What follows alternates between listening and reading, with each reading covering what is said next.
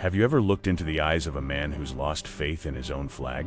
In the bitter winter of 1774, while the British Empire tightens its iron grip on the colonies, not every man in a red coat carries pride in his chest. Some carry shame, some carry guilt, and one of them carries a conscience. In the cold corridors of a British outpost near New Hampshire, the cries of broken patriots echo through stone walls. Farmers, young boys, all beaten, bound, and humiliated for daring to speak the word freedom. The officers laugh as they drink to loyalty, but one man cannot lift his glass. Dr. Thomas Gray, in English. Physician sworn to heel stands amid the blood and frost, watching his own brothers become monsters. Each wound he treats whispers a question he can no longer silence. What is loyalty when your country betrays its own soul? He was sent to mend soldiers, but fate will force him to mend something far greater. Stay with me until the end, for this is the story of a man who dared to defy cruelty and discovered the true cost of dignity. Welcome, my fellow patriots. From which city are you watching today? Check if you're already subscribed, give this video a like. And now, let's begin our story. The laughter roared through the officer's tent like fire devouring dry wood. The scent of ale, sweat, and arrogance filled the air. Captain Edward Vance raised his cup, his pale face twisted into a grin that dripped with cruelty. To the healer, he jeered. A coward dressed in mercy?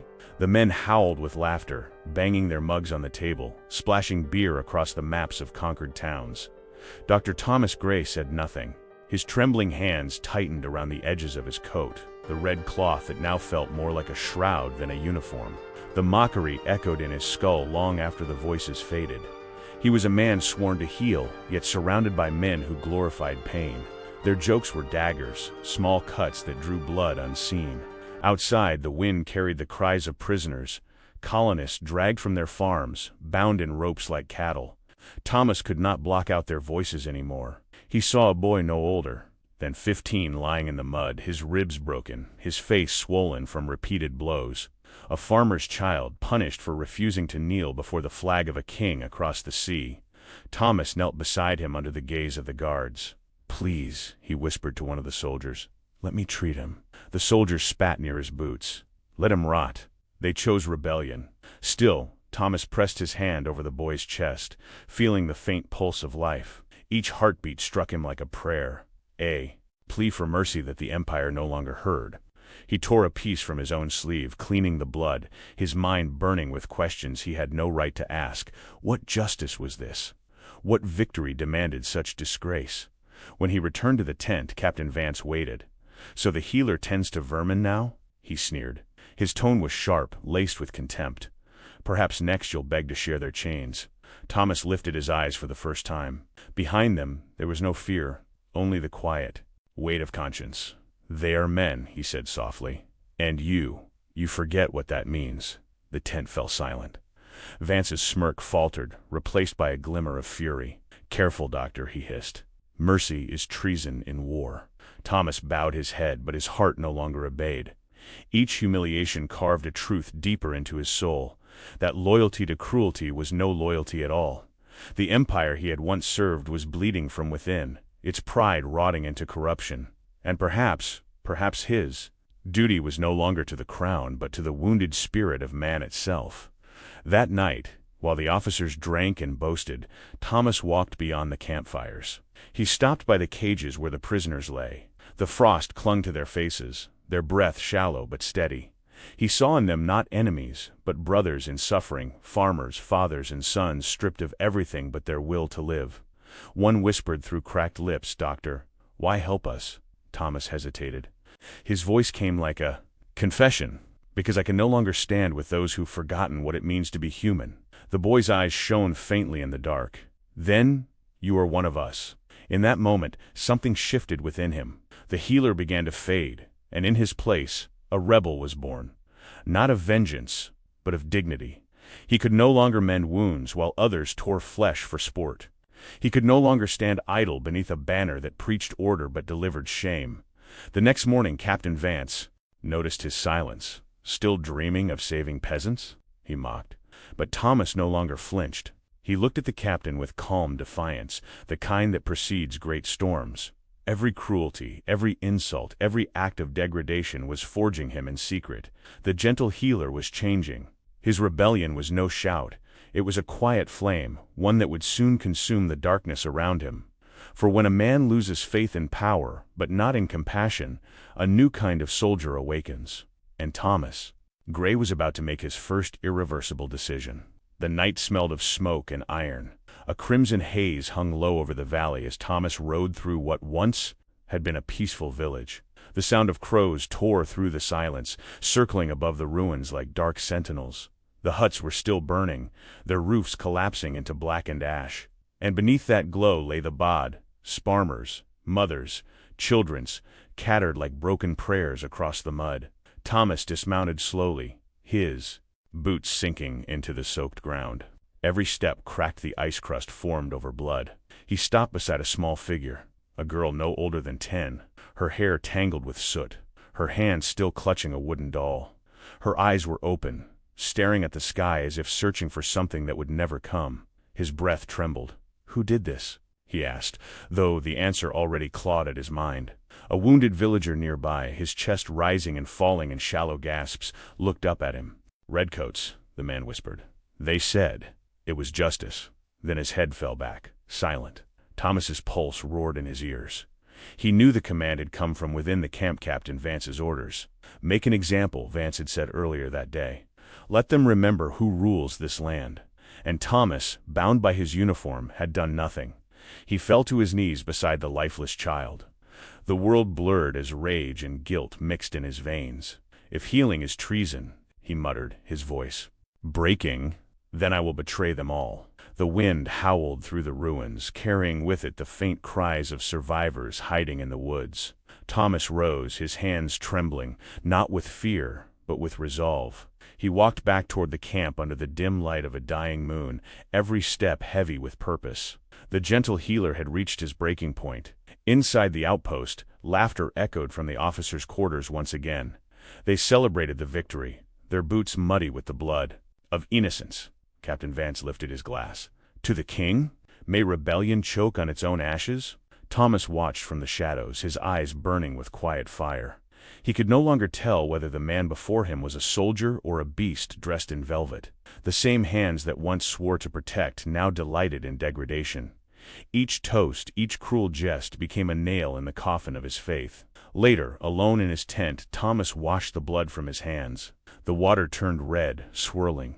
Like a confession, he looked into the basin and saw not a healer's reflection, but a man haunted by his own cowardice. He thought of the colonists he had treated in secret, of the whispered words of gratitude from those who still believed in liberty.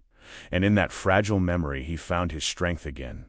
He opened the medical chest and pulled out what he would need, not only to mend, but to free: bandages, herbs, and a small vial of laudanum, tools of mercy, now weapons of rebellion.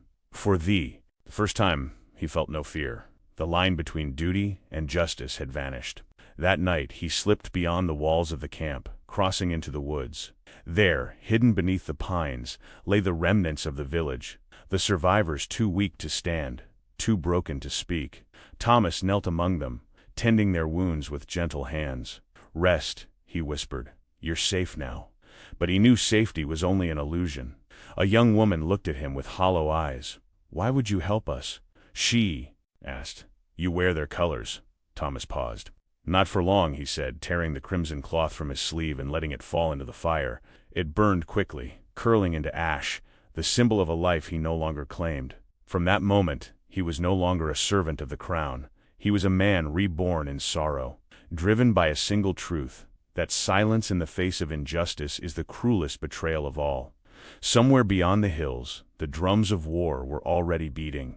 The colonists were rising, tired of chains, hungry for dignity, and soon Thomas Gray would walk among them, not as a soldier of the empire, but as a healer of the free. Yet before the dawn of redemption, there would come the hour of reckoning. Each night the forest swallowed him whole. The moonlight barely touched the frozen earth as Thomas Gray moved between shadows, a satchel pressed to his chest. Inside, bandages, bread, and stolen vials of medicine marked with the seal of the British crown. Every heartbeat felt like a drum of defiance. Every step toward the woods was a step away from servitude. Behind him, the outpost slept in arrogance.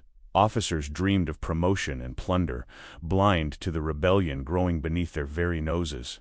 They never imagined that the quiet doctor, the man they mocked as weak, was now the unseen hand nursing their enemies back to life. The barn was hidden deep in the pines, its roof sagging, its walls patched with rags. But inside burned a small fire, its light flickering over pale faces and trembling hands. The air was thick with blood, sweat, and whispered prayers. These were not soldiers of empire. They were farmers, carpenters, and sons of the soil. Men who had traded plows for muskets in the name of liberty. Elias Turner lay closest to the door, his leg wrapped in torn linen darkened by dried blood. He had the look of a boy forced to wear a man's pain. "You came back," he rasped as Thomas knelt beside him. "I said I would," Thomas answered, pressing a hand to the wound. "You'll walk again. Maybe not soon, but you will." Elias gritted his teeth as Thomas worked in silence. The young nurse, Mary Dalton, moved beside him, her face streaked with ash. Her eyes met his tired, defiant, unbroken. "You risk your life for us," she whispered. "Why?" Thomas paused, glancing toward the open door where the forest breathed cold air into the barn. "Because healing men who fight for dignity is no crime," he said quietly. "The real crime is standing still while the innocent are crushed." For weeks, the secret continued. By day, he wore the mask of loyalty, tending to British soldiers, listening to their boasting, their laughter built upon the bones of the oppressed. By night, he crossed the forest with trembling hands, guided by conscience and guilt. He began to memorize the routes of the patrols, the rhythm of the guard's steps, the blind spots in the torchlight. His rebellion was silent, but growing bolder with every breath. One evening, as he wrapped a colonist's shoulder, Elias spoke again. "They say a battle's coming," he murmured. "The militias are gathering near Concord. If the British march, it'll be war." Thomas tied the bandage tighter. "Then we prepare," he said, "and we survive." But survival demanded sacrifice. To feed the wounded, he had to deceive his own comrades. To heal the Patriots, he had to wound his own honor. Each lie weighed heavier than the last. Yet the cause burned brighter than his shame. One night, as he crept back toward camp, he stumbled upon a small patrol. Lanterns flared. "Who goes there?" a voice barked. Captain Vance stepped forward, suspicion carved into his pale features. "Dr. Gray, wandering the woods again?" His tone dripped with venom. Thomas forced a calm breath. "Collecting herbs for the infirmary," he replied. Vance studied him for a long, tense moment. Then he smiled, a cruel, knowing smile. "Herbs? At midnight?" Thomas met his gaze.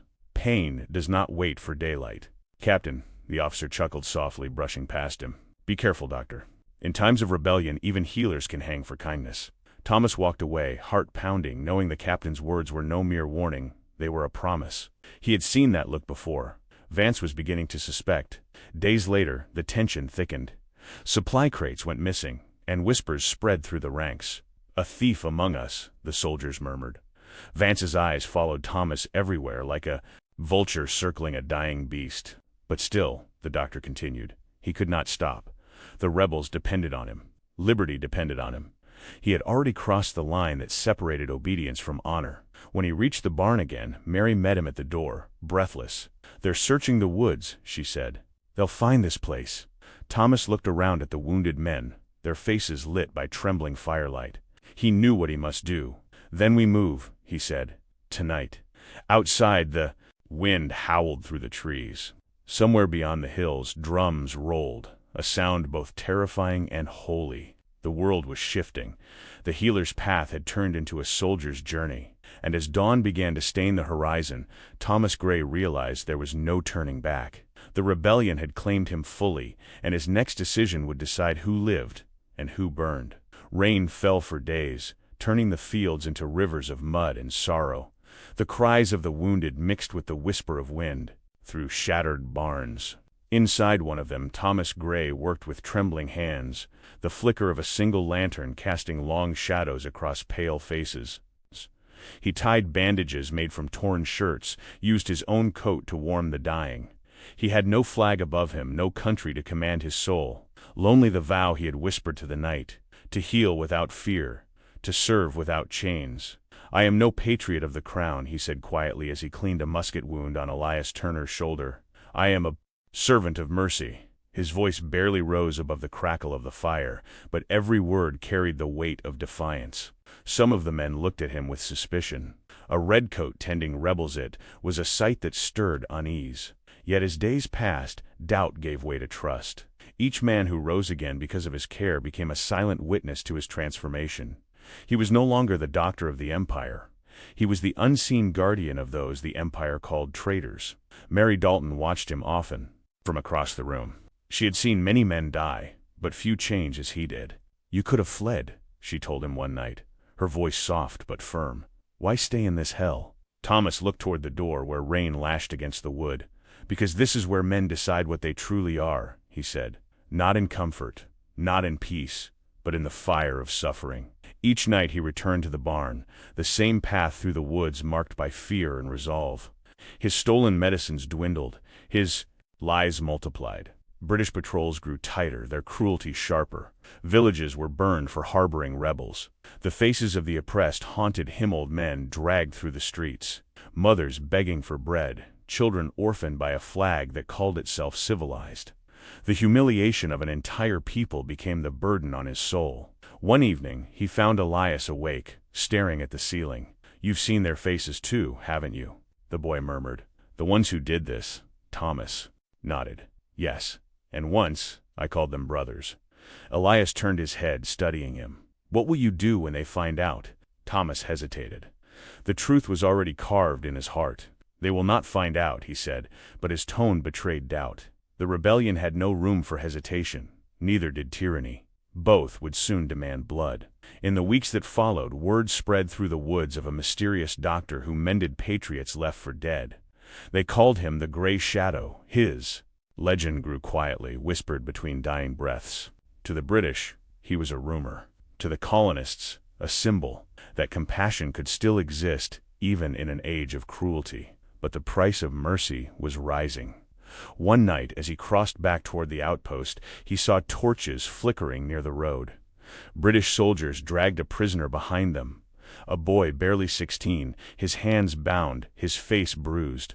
Caught carrying letters for the rebels, one of the officers barked, "Hang him by dawn." Thomas froze in the darkness, his heart pounding. The boy's voice broke through the rain. "Please, I only carried words, not weapons." Vance's laughter pierced the night. "Words are weapons," he sneered, "and will silence yours forever." Thomas felt something within him snap, a thread stretched too thin by disgrace and grief. His hands clenched around the satchel that once held medicine. Tonight, it would carry something else. Judgment.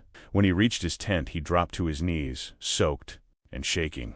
"Mercy," he whispered, "is not weakness. It is rebellion." His oath echoed through the silence, deeper than any sermon, heavier than any command. He knew what he must do. The healer who once feared treason now prepared to commit it for the sake of humanity itself. And as thunder rolled across the night sky, Dr. Thomas Gray understood that compassion, when denied by kings, becomes a weapon of its own. The night was colder than usual, the kind that made the earth itself seem to hold its breath. Thomas walked the same narrow path through the woods, the satchel of stolen medicine pressed tight against his chest. The moonlight shimmered on the frost, and every branch that cracked beneath his boots echoed like guilt. He had grown used to fear. It was the companion of all men who walked between worlds. But tonight, something felt different. The forest seemed to watch him. Behind him, unseen, Corporal Henry Shaw followed silently, his breath forming clouds in the dark. Shaw's eyes burned with jealousy and spite. He had long despised the doctor's quiet defiance, his strange compassion. To Shaw, mercy was weakness, and Thomas's kindness a form of treason. When he saw the faint lantern glow inside the distant barn, and the silhouettes of rebel soldiers being tended by the man in red, his twisted grin spread beneath the shadow of his hood. He turned back toward the outpost, already imagining Captain Vance's satisfaction. By the time Thomas returned to camp, the sky had turned to ink. He sensed it too late, the air heavy with silence, the kind that precedes ruin. Torches flared at the gate. Soldiers stepped from the dark, muskets raised. Vance stood at their center, his pale face lit by the orange glow, eyes glinting like a predator's. "Dr. Gray," he said, voice calm, almost amused. "Out for another midnight errand?" Thomas froze, the weight of the satchel suddenly unbearable. "I was—" "Spare me," Vance interrupted, his tone sharpening like a blade. "Our dear Corporal Shaw has already shared your little secret. The noble healer, sneaking through the night to coddle vermin." The men laughed, but the sound was hollow. Thomas said nothing. There was no defense that could survive their contempt. Vance stepped closer, circling him like a wolf. "I should have known," he sneered. "That softness in your eyes, that hesitation in battle. You were never one of us." "I was never yours," Thomas said quietly. Vance's expression shifted, a flicker of satisfaction. "Good. Then I won't feel guilt purging filth from the king's ranks," he signaled with 2 fingers. And the soldiers surged forward. The butt of a rifle struck Thomas's ribs. Another blow split his lip. His knees hit the mud. As they dragged him toward the holding pit, rain began to fall, thin, cold, merciless. Shaw followed behind, his smirk barely hidden. "I warned you, Doctor," he muttered. "Mercy doesn't save men. It buries them." Thomas spat blood, his voice hoarse but steady. "No, Shaw. It saves their souls. Yours is already lost." Vance's laugh cut through the rain. "Still preaching, even in chains? Tell me, Gray, did the rebels teach you faith?" "They taught me humanity," he replied. "Something your crown forgot long ago." Vance's eyes narrowed. For a moment the mask of civility slipped, revealing the hatred beneath. "Tomorrow we'll remind these men what loyalty costs. You'll be hanged at dawn. And I'll make certain the rebels hear of it." They threw him into a wooden cell, its walls damp and rotting. Shackles bit into his wrists. The satchel was gone, ripped from him like a confession. Through the cracks in the boards he could see the dim outline of soldiers feasting, drinking, laughing as thunder rolled above them. Their joy was his sentence. Hours passed. The storm deepened. Alone in the dark, Thomas pressed his forehead against the cold wall. His breath came slow, ragged. Yet in the silence something stirred, not despair, but defiance. He thought of Elias, of Mary, of every wounded colonist who still fought for dignity. He thought of the little girl in the burned village, her lifeless hand clutching that wooden doll. Their faces rose in his mind like an unending prayer. He whispered into the darkness, voice trembling but unbroken. "You can chain a man, but not his compassion. You can hang a body, but not a soul." Outside, lightning flashed across the sky, painting the camp in white for an instant. In that brief light, Thomas saw his reflection in a puddle, bloodied, battered, but alive. And in his eyes burned the same flame he had once seen in the Patriots. He healed, the quiet fire of rebellion. Somewhere beyond the storm, men were marching for liberty. The tide was turning, though none of them yet knew how much one doctor's defiance would cost or how far it would reach.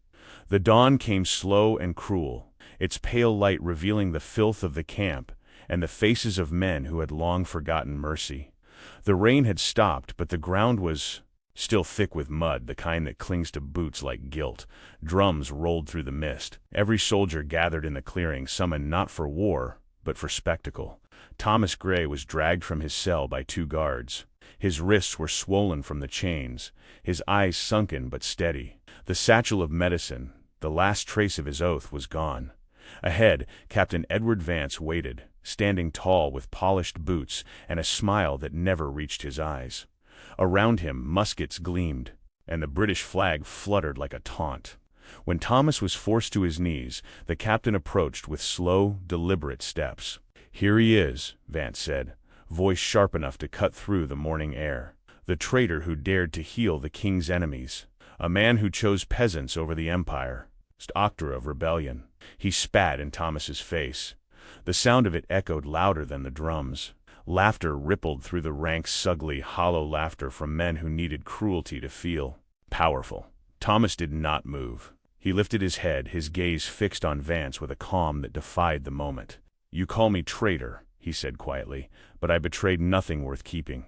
The captain's grin faltered for an instant. Then he snatched the red medical coat from Thomas's shoulders and flung it into the mud. "Strip him!" he barked. "Let every man see what becomes of mercy." They tore the coat, ripped away the insignia, shredded the very cloth that had once symbolized honor. The humiliation was complete. The same hands that once saved lives were now bound like a criminal's. The soldiers cheered as Vance paraded him through the camp, a spectacle of degradation. Thomas stumbled but did not fall. His lips moved in a whisper, unheard by most. "You can break my body," he said, "but not my conscience." As he was dragged past the barracks, a few faces turned away. Some soldiers could not bear his calm, his dignity amid their disgrace. Among them was Corporal Shaw, his earlier triumph curdling into unease. The laughter around him no longer sounded righteous, it sounded rotten. Vance stopped before the gallows, newly built from rough pine. At sunrise, he announced, "The world will witness what becomes of those who defy their king. This man's compassion ends here." Thomas raised his eyes to the horizon. The first light of morning touched the clouds with faint gold. Somewhere beyond those hills he imagined the rebels stirring, the colonists rising from despair. He could almost hear the faint echo of drums, the heartbeat of a people who refused to kneel. "You think you rule through fear," he murmured, his voice steady, almost serene. "But fear dies faster than hope." Vance stepped closer, fury twisting his features. "Hope?" he sneered. "You'll have none left when you swing." Thomas's gaze met his. "Hope does not hang," he said. "It spreads." The captain struck him across the mouth with his glove, the blow sharp, humiliating, but it only deepened the silence. That followed. For the first time the laughter stopped. Even the wind seemed to pause, waiting. As they dragged him back to the cell to await the gallows, Thomas felt the weight of his chains, but also the strange lightness of truth. He had lost everything, rank, safety, name, but gained what no empire could give or take, the freedom of conscience. Through the cracks of his cell wall, he saw the flag rippling above the camp, blood red against the sky. Yet beyond it, he saw another image rising in his mind, a different banner, one not of kings or crowns, but of the human spirit itself. It was not yet real, but it was coming. The dawn of liberty was near, and he would face it with unbroken eyes. Comment: I stand with the Patriots. The night before the hanging was strangely calm. The campfires burned low, their light flickering against the mist that clung to the ground like a shroud. Thomas Gray sat in his cell, his wrists still bound, his body aching from the day's abuse. He had not slept. There was no rest left for a man who had seen the soul of an empire and found it hollow. When Captain Vance arrived at the door, the air itself seemed to freeze. "You have one request before sunrise," the captain said, his tone mocking. "Use it wisely, traitor." Thomas raised his head, his voice steady but soft. "Let me heal for the last time. There are wounded men in the woods. You want to see mercy die? Then let me bury it with me." Vance tilted his head, amusement curling his lips. "The healer to the end." "Very well," he said, waving a hand. "Give the good doctor his farewell. He'll return by dawn or hang where he stands." They released him under guard. But the soldiers followed at a distance, uninterested in the errand of a condemned man. Thomas walked into the forest, his chains gone but his fate sealed. The moonlight guided his steps, pale and cold. He knew this path by heart, the secret trail through the trees, the stream that whispered beside him, the faint scent of smoke from the barn ahead. Every sound, every shadow carried the weight of goodbye. When he pushed open the door, the rebels stirred in disbelief. Mary Dalton gasped, her hands trembling. "Thomas, they said you were taken." "I was," he answered, "and I will be again by dawn." Elias Turner struggled to sit up, his wounded leg bound with rough cloth. "You shouldn't have come," he said, voice hoarse. Thomas smiled faintly, kneeling beside him. "It's where I belong." He opened his satchel, laying out what little remained: needles, thread, strips of linen, a crust of bread. Around him the barn was filled with the smell of blood and damp wood. The wounded murmured prayers, some barely conscious. He moved among them with slow, deliberate grace, as if every touch was sacred. Mary knelt beside him, tears glistening. "They'll kill you, I know," he whispered, threading the needle. "But before they do, I'll leave them something they cannot take back." As he stitched Elias's shoulder, he leaned close, his voice no louder than a breath. "Inside your coat, in the torn pocket," he murmured. "Maps, routes. The British will move north through the valley in 3 days. Tell your commander, do not waste time." Elias froze, his eyes wide. "How did you?" "From Vance's tent," Thomas said. "He calls me traitor, but I will make him right." He moved to the next wounded man, cleaning the wound with trembling hands. Every motion carried meaning. Every breath was a prayer. "You fight for liberty," he said quietly. "But remember, freedom without compassion becomes another crown." Mary placed a hand on his arm. "You don't have to die for us." Thomas looked at her, his face pale, but calm. "Every man dies. Not every man dies for something worth remembering." The barn was silent except for the faint sound of rain on the roof. He broke the last piece of bread and shared it among them, as though offering communion to the broken. The firelight caught his face, lined with fatigue but bright with purpose. "You are the ones who will finish what I could not," he said. "The body falls, but the truth continues. That is the gift of sacrifice." As dawn's first light touched the windows, he stood. His coat was torn, his hands red with both blood and redemption. He turned to Mary and Elias one final time. "If they ask how I spent my last night," he said, "tell them the truth. I healed men the Empire tried to destroy." He stepped outside, the cold air biting his skin. The guards waited at the edge of the trees, muskets ready, faces unreadable. Thomas did not resist. He walked between them as a man already freed of fear. The rising sun bled across the sky, painting everything in shades of gold and crimson. Behind him, the barn door closed, and within its walls the spark of rebellion grew into fire. "Right.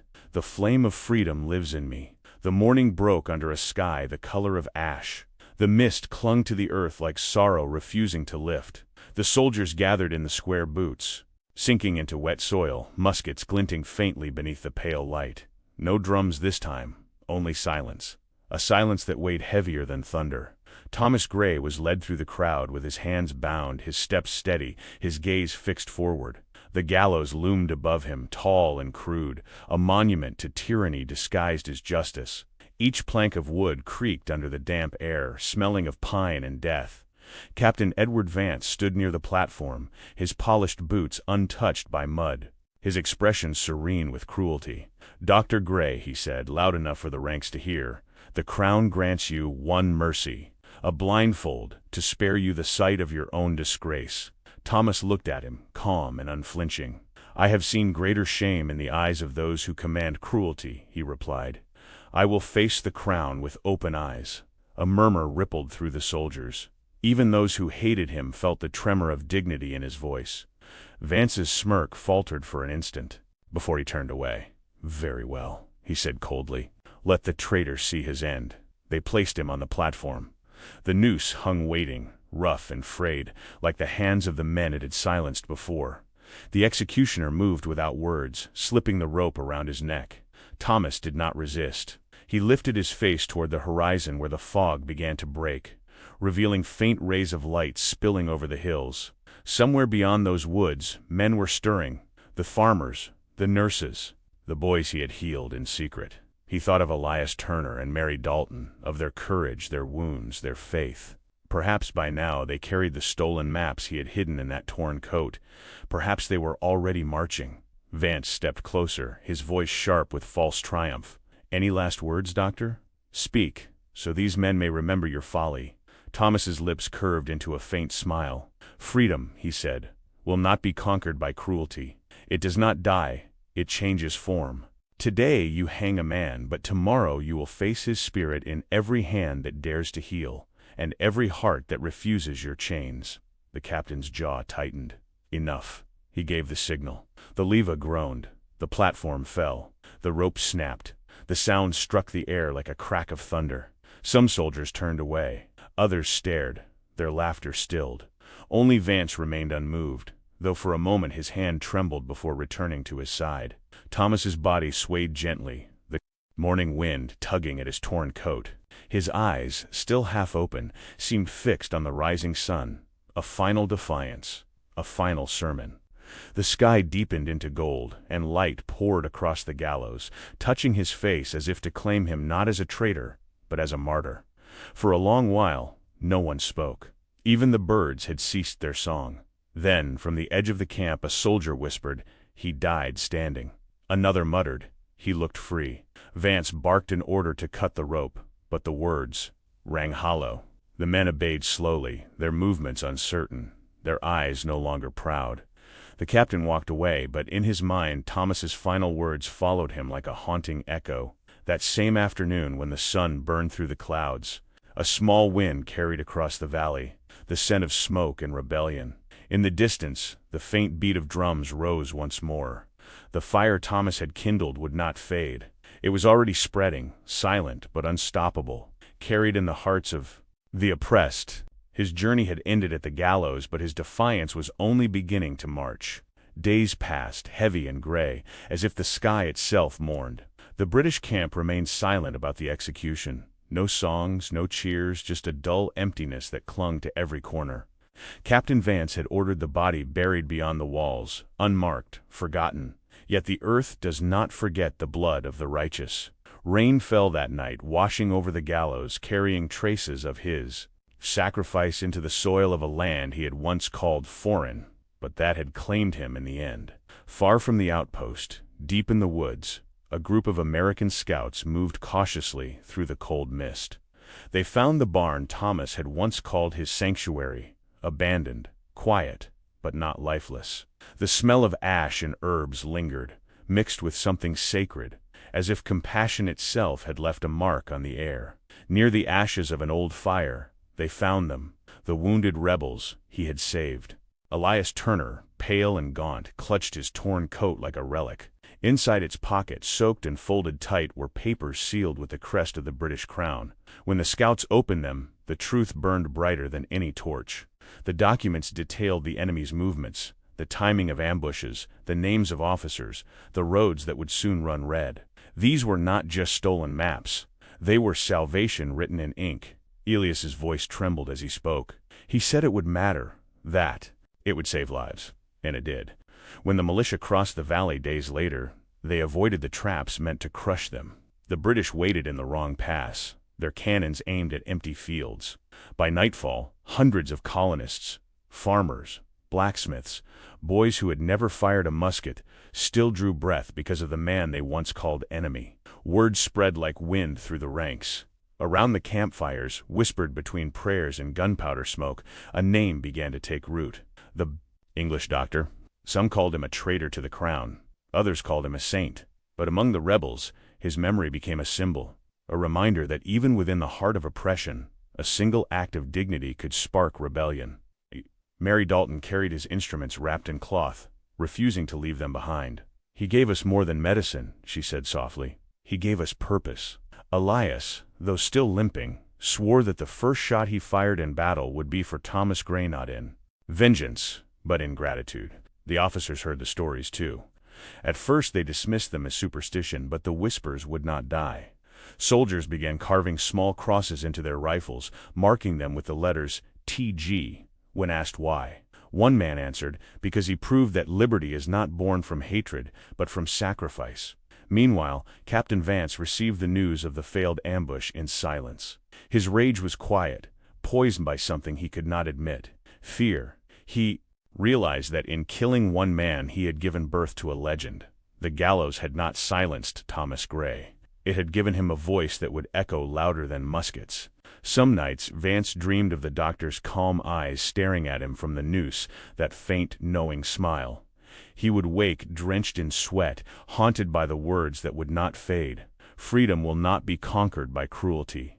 He ordered his men to burn every trace of the incident, but ashes cannot bury truth. The memory lived on in the whispers of the oppressed, spreading from camp to camp, carried by the same wind that once touched his dying breath. And so, across a fractured land, the story grew, of a healer who defied an empire, a man who traded safety for conscience, and whose final act of rebellion saved those who would one day win independence. Somewhere beyond the veil of death, if spirits could still hear the cries of men, perhaps Thomas Gray heard them speak his name, not with sorrow, but with pride. His journey had ended beneath the rope, but his legacy had only begun to march. And in every soul that rose against tyranny, his words lived on: "The price of mercy is worth any death." The rain returned that evening, soft and endless, washing over the valleys that had once echoed with gunfire. The war was far from over, but something irreversible had changed. The name of Thomas Gray no longer belonged to the English ranks. It lived in the whispers of the free, His death had become more than punishment. It was a spark that lit the hearts of men too long chained by fear. Wherever patriots gathered in barns and forests, in the frozen silence before battle, they spoke of the doctor who had faced tyranny with open eyes and left behind more than maps or medicine. He had left a vision of what humanity could still be. His story moved like wind across the colonies. Mothers told their children of the healer who defied kings for mercy's sake. Soldiers carried his memory into the smoke of every skirmish, their courage forged in the echo of his final words. Each musket raised, each flag lifted high bore a fragment of his defiance. It was said that when the sun rose over the first victory of the Patriots, a light wind crossed the fields, cold but steady, like the breath of a man who had never surrendered his soul. Years later, when the war was won, and the new nation was born from the ashes of oppression, his name was not carved in marble, nor sung in parades, yet it lived in the conscience of the land itself. For liberty does not rise on the shoulders of generals, but on the sacrifices of the unseen, the humble, the outcast, the brave. Thomas Gray had been all three, and so his legacy endures in every act of compassion that resists cruelty, in every voice that dares to speak truth against power. His rebellion was not fought with swords, but with humanity. His weapon was mercy. His victory was eternal. The gallows took his life, but not his meaning. Because dignity, once awakened, cannot die. It becomes the breath of a nation. That is the cost of independence. Not gold, not glory, but blood willingly given for the dream of a just world. And as long as men and women remember that price, the flame of liberty will never fade. If this story moved you, let it remind you of the courage that shaped the birth of freedom itself. Honor it with your presence here. Walk beside us in these tales of sacrifice and redemption. Leave your mark as he did, and right below, the flame of freedom burns in me. Here is another story of courage and sacrifice. Click and continue this journey with me.